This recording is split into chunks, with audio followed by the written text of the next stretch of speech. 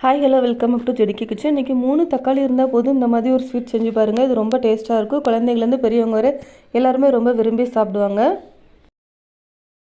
நான் அதுக்காக 3 தக்காளி பழம் எடுத்திருக்கேன். தக்காளி பழத்தை சின்ன சின்னதாக கட் பண்ணிக்கோங்க. அதை மிக்ஸி ஜாருக்கு மாற்றிக்கோங்க. மிக்ஸி ஜாரை மூடி போட்டு நல்லா ஃபைனாக அரைச்சி எடுத்துக்கோங்க. நான் ஃபைனாக இந்த மாதிரி அரைச்சி எடுத்துகிட்டேன். இனிமேல் அதை ஒரு வடிகட்டி வச்சு நல்லா ஃபில்ட்ரு பண்ணி எடுத்துக்கோங்க. நான் கொஞ்சம் மிச்சம் இருக்கிற தக்காளியும் மிக்ஸி ஜாருக்கு ஆட் பண்ணி அது கூட 1 கப் அளவு தண்ணி ஆட் பண்ணியிருக்கேன். அதை நல்லா ஃபைனாக அந்த மாதிரி அரைச்சி எடுத்துக்கோங்க. திரும்பவும் நல்லா ஃபில்ட்ரு பண்ணி எடுத்துக்கோங்க. நான் இந்த மாதிரி நல்லா ஃபில்ட்ரு பண்ணி எடுத்துக்கிட்டேன். கடைசியாக எனக்கு இந்த மாதிரி கிடச்சிட்டு இதை தூர போட்டுக்கோங்க. இப்போ நம்மளுக்கு எவ்வளோ தக்காளி ஜூஸ் கிடச்சிருக்குன்னு சொல்லி நம்ம மெஷர் பண்ணி எடுத்துக்கலாம். எனக்கு ஒரு 1.5 கப் அளவு தக்காளி ஜூஸ் கிடச்சிருந்துச்சு. நான் அந்த 1.5 கப்பு தக்காளி ஜூஸை நான் ஒரு பேனுக்கு மாற்றிக்கிறேன். நான் அது கூட ஒரு 1/2 கப் அளவு வெல்லம் ஆட் பண்ணியிருக்கேன். நீங்கள் ஒயிட் சுகர் ஆட் பண்ணுறதுனா கூட ஆட் பண்ணிக்கலாம். நல்லா கரைச்சி விட்டுக்கோங்க.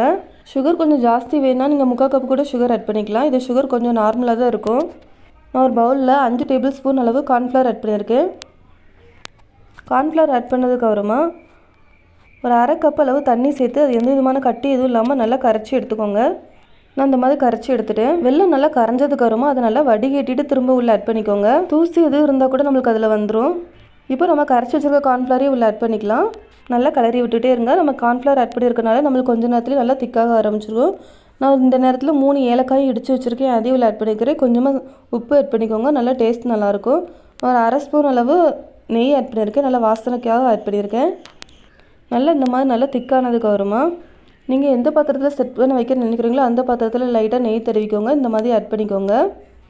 இன்னும் நல்லா சூடாக ஆறினதுக்கப்புறமா நம்ம கட் பண்ணி எடுத்துக்கலாம். நான் 1 மணி நேரம் ஃப்ரிட்ஜில் வச்சு எடுத்துருக்கேன். இந்த மாதிரி தட்டினீங்கனாலே நம்மளுக்கு ஈஸியாக வந்துடும். இந்த மாதிரி நல்லா கட் பண்ணி எடுத்துக்கோங்க.